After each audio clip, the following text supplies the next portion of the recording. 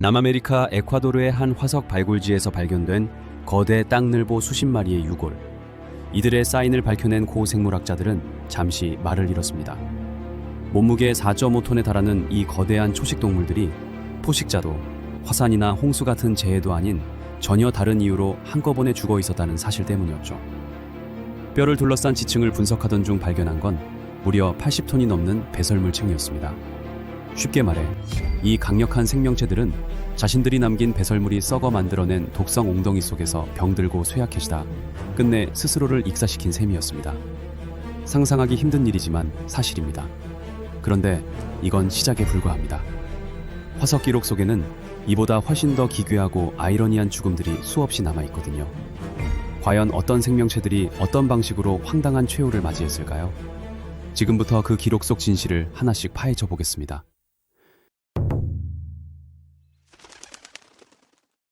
그 기록의 첫 장은 에콰도르 남서부에 위치한 텐키로마라는 화석지대에서 시작됩니다. 앞서 이야기한 그 거대 땅늘보들이 실제로 발견된 장소죠. 여기서 나온 화석의 주인공은 메가테리움이라는 거대 땅늘보였습니다. 오늘날 나무에 매달려 느릿느릿 움직이는 늘보와는 비교 자체가 불가능한 존재였죠. 몸무게는 4.5톤에 달했고 길이는 약 6m, 서 있으면 키가 사람의 3배에 가까웠습니다. 체구만 보면 코끼리에 더 가까운 동물이었고 골격 역시 믿기 힘들 만큼 두껍고 단단했습니다. 문제는 이런 강인한 생명체가 한 마리도 아니고 20마리가 넘게 거의 같은 시기에 한꺼번에 죽어 있었다는 점이었습니다. 연대 측정 결과 이들은 약 1만 8천년에서 2만 3천년 전 사이 아주 짧은 기간 안에 모두 생을 마감한 것으로 나타났습니다. 처음 연구진은 가장 흔한 가설부터 떠올렸습니다. 미국의 라브레아 타르 구덩이처럼 끈적한 아스팔트에 빠져나오지 못한 채 죽었을 가능성이었죠. 실제로 이 지역에도 타르가 존재했으니까요. 하지만 조사를 진행할수록 이 설명은 점점 설득력을 잃었습니다. 라브레아에서는 동물의 뼈 전체가 타르에 잠겨 있는 반면 텐키로마에서는 몸의 일부만 덮여 있었기 때문입니다. 결정적인 차이였죠. 결국 타르 가설은 폐기됐고 연구진은 더 깊이 지층을 파내려가기 시작했습니다. 그리고 그 과정에서 상황을 완전히 뒤집어 놓는 단서를 발견하게 됩니다. 늘보 화석을 둘러싼 지층 전체가 씹히고 소화된 식물 잔해로 이루어져 있었던 겁니다. 다시 말해 그 층 자체가 거대한 배설물 덤이었습니다. 그것도 수톤이 아니라 80톤이 넘는 상상을 초월하는 양이었죠. 바로 이 지점이 결정적인 단서였습니다. 연구진은 이 거대 늘보들이 외부의 무언가에 당한 게 아니라 말 그대로 스스로를 죽음으로 몰아넣었을 가능성을 떠올리기 시작했거든요. 처음 상황은 그리 특별하지 않았을 겁니다. 늘보들은 이 지역의 식물을 뜯어먹고 가까운 얕은 웅덩이에 배설을 했겠죠. 문제는 시간이었습니다.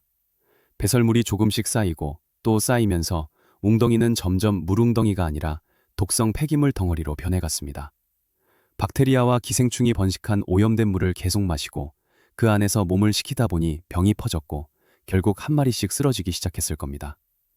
황당하게 들릴지 모르지만 이런 일은 실제로도 벌어진 적이 있습니다.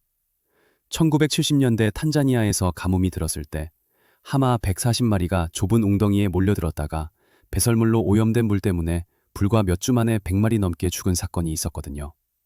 에콰도르의 거대 늘보들도 마찬가지였을 가능성이 큽니다. 가뭄으로 먹이와 물이 남아있는 좁은 공간에 몰렸고 그 선택이 오히려 집단 죽음으로 이어진 셈이죠.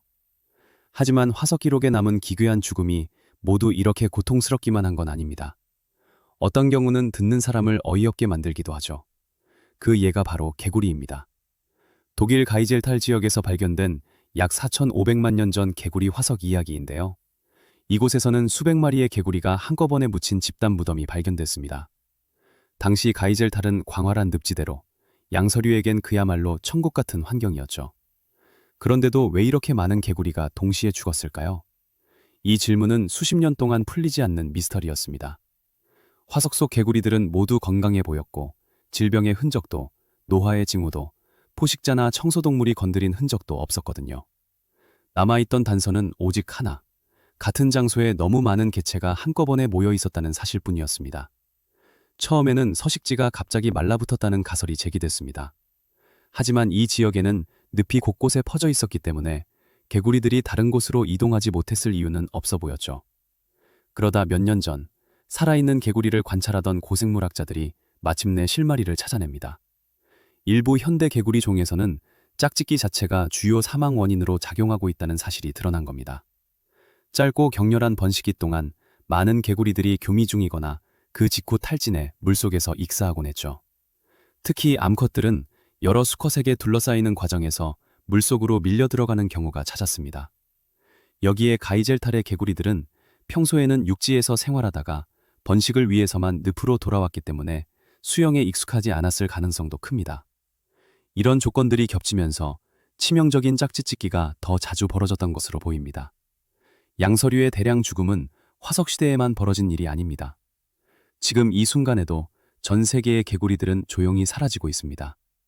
서식지 파괴와 기후변화, 그리고 치명적인 전염병이 겹치면서 개체수는 빠르게 줄어들고 있죠.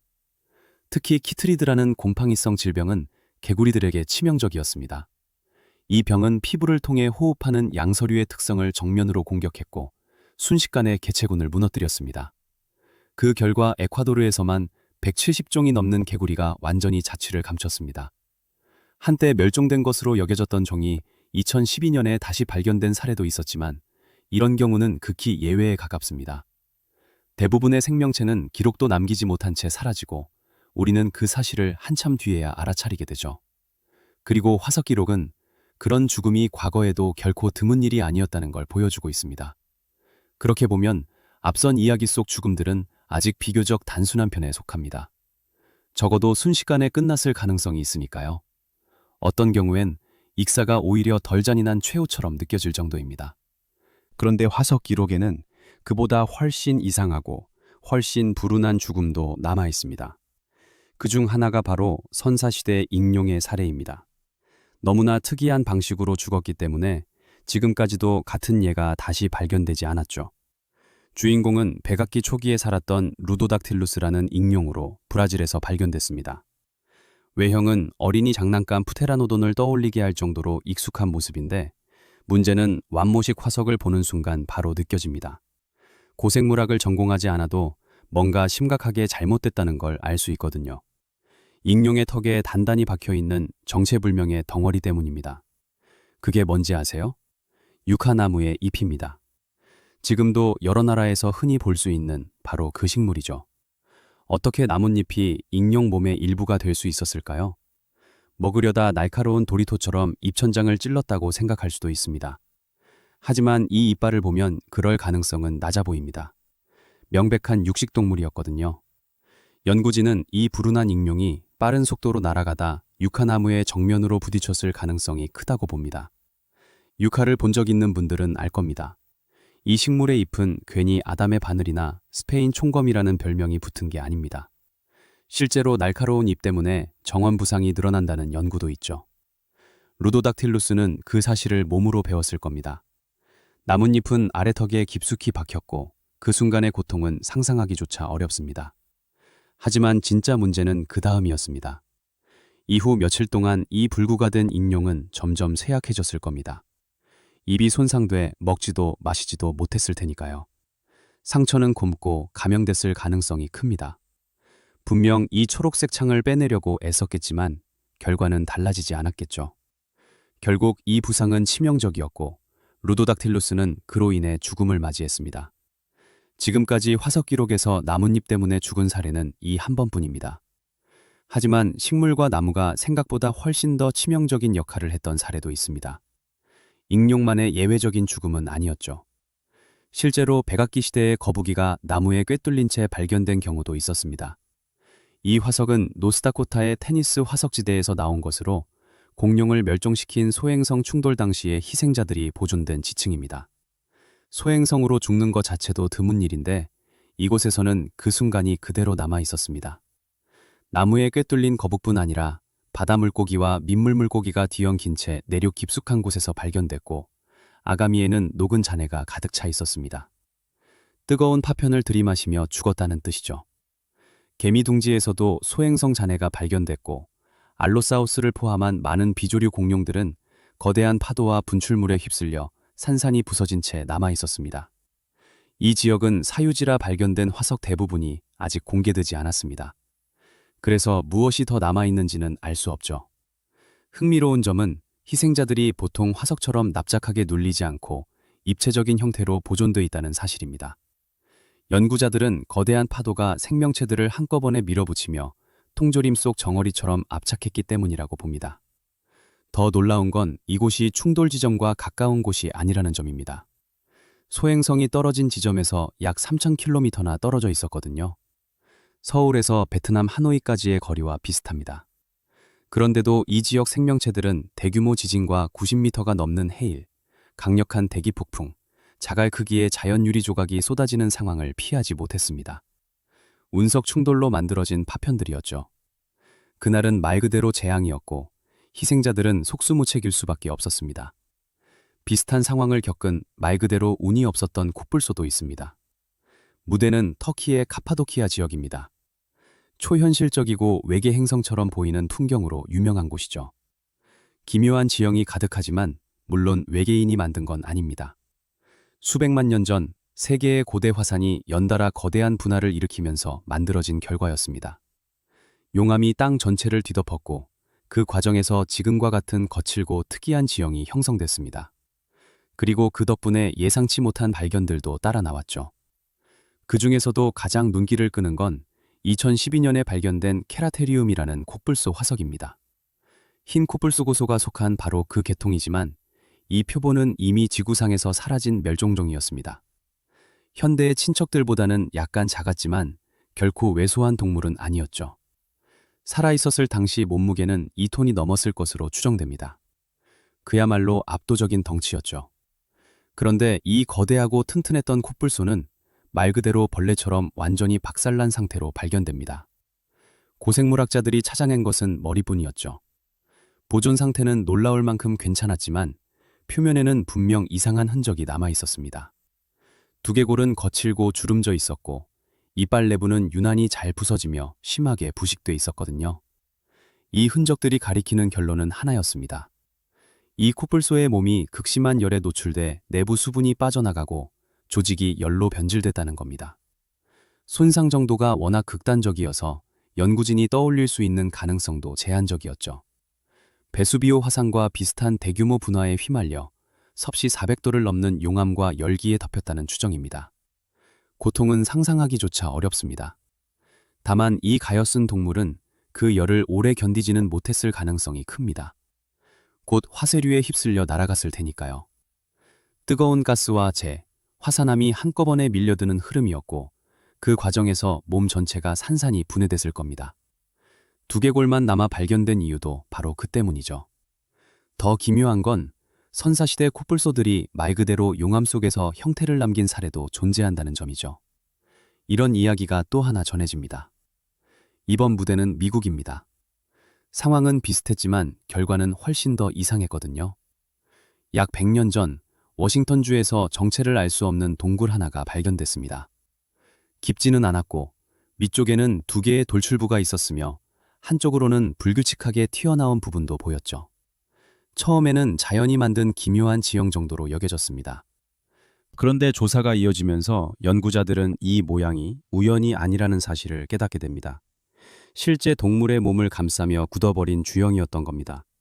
정체는 코뿔소였고 종은 디세라테리움일 가능성이 큽니다. 후기 올리고세에서 마이오세에 걸쳐 북미에 살았던 지금은 사라진 코뿔소의 한 갈래였거든요. 화석이 동굴이 될 수 있고 동굴이 화석이 될 수도 있다는 생각은 쉽게 와닿지 않죠. 하지만 이 경우엔 근처에서 코뿔소의 뼈 조각이 실제로 발견됐고 동굴의 형태가 죽은 코뿔소의 몸, 그것도 거꾸로 뒤집힌 모습과 정확히 맞아떨어졌습니다. 이 사실이 가설을 강하게 떠받쳤죠. 특히 흥미로운 건 거꾸로라는 점이었습니다. 비교적 큰 동물이 죽은 뒤 몸이 부풀어 물에 뜨면 이런 자세가 자주 나타나거든요. 꽤 구체적인 단서입니다. 그리고 바로 그 구체성이 고생물학자들에게 이 불운한 코뿔소에게 무슨 일이 있었는지를 그려볼 실마리를 제공했죠. 추정은 이렇습니다. 어느 날 물가에서 쉬고 있던 코뿔소가 화산 폭발로 흘러내려오는 용암에 갑작스럽게 위협을 받았다는 겁니다. 다만 용암의 속도는 생각보다 느렸고 직접 닿기 전에 이미 뜨거운 열기와 유독가스로 생을 마감했을 가능성이 큽니다. 의심의 여지 없이 훨씬 더 고통스럽고 오래 끓었을 죽음이었겠죠. 어쨌든 이 고대 코뿔소는 숨을 거둔 뒤 몸이 부풀어 오르며 물 위에 떠올랐고 우리가 흔히 말하는 거꾸로 된 자세를 취했을 겁니다. 시간이 지나 용암이 마침내 물과 몸에 닿자 코뿔소는 그대로 뜨거운 무덤에 갇히고 말았죠. 바깥의 물은 용암을 급격히 식혔고 그 과정에서 몸을 감싼 자연 주영이 형성됐을 겁니다. 그렇게 만들어진 주영은 그대로 묻혔고 수백만 년이 흐르는 동안 바람과 침식작용이 이어지면서 결국 둘로 갈라져 세상 밖으로 드러났습니다. 우리가 지금 보고 있는 그 동굴이 그렇게 완성된 셈이죠. 코뿔소에게는 더없이 불운한 결말이었지만 이 사례는 화산과 생명체가 만나면 어떤 식의 흔적이 남을 수 있는지를 보여주는 드문 예로 남아 있습니다.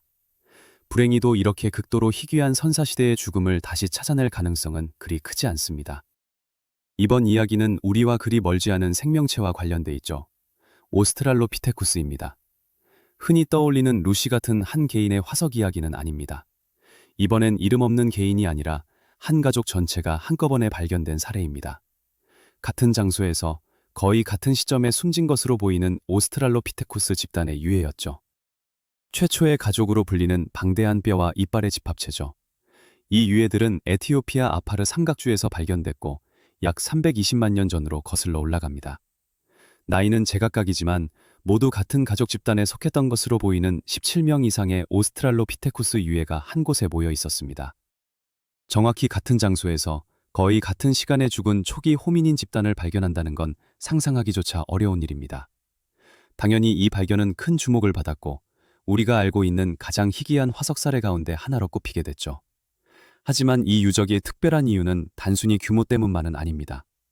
더 중요한 건 이들이 어떻게 죽었느냐입니다. 정확한 원인은 아직도 확정되지 않았지만 제시된 가설들 하나같이 평범하지 않습니다. 처음에는 돌발 홍수로 인한 집단 사망이라는 설명이 나왔습니다.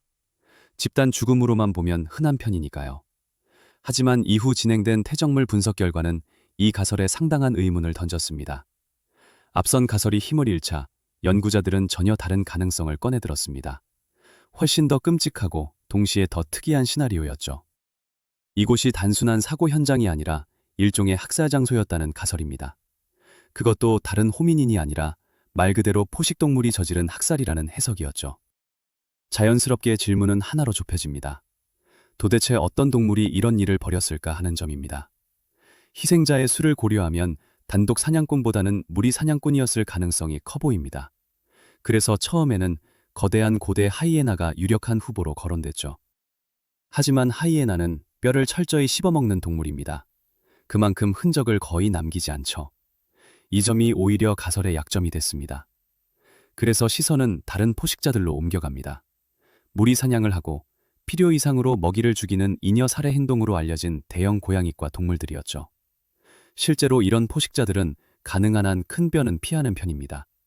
하지만 먹이를 삼키는 과정에서 손가락이나 발가락처럼 작은 뼈가 함께 넘어가 의도치 않게 칼슘을 보충하는 경우가 있죠. 공교롭게도 그 집단 화석에서는 바로 이런 작은 뼈들이 눈에 띄게 사라져 있었습니다. 이 점은 포식자가 하이에나보다는 고양이과였을 가능성을 더 키웁니다. 그래서 후보로 떠오른 게 검치 호랑이 계열이었죠. 물론 이 가설 역시 논란에서 자유롭지는 않습니다. 과연 이런 포식자가 한 번에 12명 이상을 죽일 수 있었는지, 또 이들이 실제로 무리 생활을 했는지에 대해서는 여전히 의문이 남아 있습니다. 그래서 또 하나의 가설이 등장합니다. 비비린내는 덜하지만 어떤 면에서는 마찬가지로 지저분한 설명이었죠. 이 가족이 정말로 나쁜 저녁을 먹었을 가능성입니다. 짧은 시간 안에 모두를 쓰러뜨릴 만큼 강한 식중독을 일으키는 무언가를 섭취했다는 이야기죠. 식중독으로 다수의 동물이 한꺼번에 죽는 일이 아주 드문 건 아닙니다. 하지만 이 경우엔 걸리는 부분이 있었습니다. 이들이 주로 채식 위주의 식단을 가졌다는 점, 그리고 모두가 거의 같은 장소에서 쓰러졌다는 사실 때문이죠. 그래서 이 가설 역시 결정적인 설명이 되지는 못했습니다. 결국 이 집단 죽음은 지금까지도 명확한 해답 없이 미스터리로 남아 있습니다. 이런 이야기가 이 사례 하나로 끝나는 건 아닙니다. 한동안 완전히 수수께끼였던 또 다른 기괴한 화석이 있습니다. 이번엔 두 동물이 동시에 등장하죠. 쥐라기 시대의 물고기 트라수스와 그와 같은 시기를 살았던 두 종류 벨렘나이트입니다. 이 둘은 하나의 화석 안에서 함께 발견됐는데 자세가 매우 이상했습니다. 두 동물이 나란히 있는 게 아니라 벨렘나이트가 물고기 몸속에 들어가 있었거든요. 더 놀라운 건 이런 형태의 화석이 한두 개가 아니라 여러 개 발견됐다는 점입니다. 쥐라기 시대에 무언가 반복적으로 벌어졌다는 뜻이죠. 문제는 누가 누구를 관통했느냐였습니다. 하지만 이 질문조차 쉽게 답할 수 없었습니다. 벨렘나이트는 자기 몸집만한 물고기를 공격하는 포식자로 알려져 있지 않았고, 단단한 내부 껍질이 있긴 했지만 돌진 무기로 쓰였다는 증거도 없었습니다. 반대로 물고기 트라수스 역시 큰 사냥감을 노리는 포식자는 아니었습니다. 주로 썩은 연조직이나 작은 먹이를 먹던 동물이었거든요. 자기 몸 길이의 절반에 달하는 오징어를 사냥했을 가능성은 거의 없다는 게 중론입니다. 그래서 이 사건의 밑바닥을 파헤치기 위한 말 그대로 탐정 같은 작업이 시작됐습니다. 그리고 불과 몇 주 전, 고생물학자들이 관련된 두 종류 표본들을 다시 살펴보던 중 결정적인 단서를 발견하죠. 벨렘나이트 표면에 조개가 빽빽하게 붙어 있었던 겁니다. 이는 관통되기 전부터 이미 죽어 있었다는 신호로 해석됩니다. 이 발견은 하나의 가설로 이어졌습니다. 죽은 벨렘나이트의 몸속에 작은 생물들이 들어차면서 내부 껍질이 가스로 채워졌고, 그 결과 천천히 수면 위로 떠올랐다는 겁니다. 연구자들은 이 떠다니는 벨렘나이트가 트라수스에게 치명적인 착각을 불러일으켰다고 봅니다. 트라수스는 떠있는 물체를 빨아들이는 습성이 있었거든요. 보통이라면 물고기와 물체 사이의 크기 차이나 모양이 이런 사고를 막아줬을 겁니다. 하지만 이 경우는 달랐습니다. 비정상적으로 큰 트라수스의 체구와 놀라울 만큼 매끈한 벨렘나이트의 형태가 최악의 조합을 만들었죠. 결국 두 종류의 주둥이는 물고기의 입을 곧장 뚫고 들어가 아가미까지 미끄러져 들어갔습니다. 보기 좋은 장면은 아니었을 겁니다. 한번 박히고 나면 물고기는 즉석에서 이 창을 빼낼 수 없었겠죠. 남은 건 서서히 다가오는 질식뿐이었을 겁니다. 황당하게 들릴 수 있지만 이런 사고는 실제로도 있었습니다. 1970년대 탄자니아에서 비슷한 사례가 보고된 적이 있거든요. 자, 화석 기록에 남은 가장 기괴한 죽음 몇 가지를 따라가 봤습니다. 자기 배설물에 익사한 거대 땅늘보부터 짝짓기 끝에 숨을 거둔 개구리까지요. 다만 이것이 전부는 아닙니다. 우리가 발견한 사례는 빙산의 일각에 불과하죠. 화석으로 남지 못했거나 아직 우연히 드러나지 않은 수많은 죽음이 더 있었을 겁니다. 결국 이 화석들은 단순한 기이한 이야기가 아니라 과거의 삶이 얼마나 예측 불가능했는지를 보여주는 기록입니다. 아무리 거대하고 강한 생명체라도 우연과 환경 앞에서는 한순간에 무너질 수 있었죠. 그러니 오늘 하루가 조금 힘들었다면 이렇게 생각해도 좋겠습니다. 적어도 당신은 아가미에 죽은 오징어가 박힌 채 발견된 쥐라기 물고기는 아니니까요.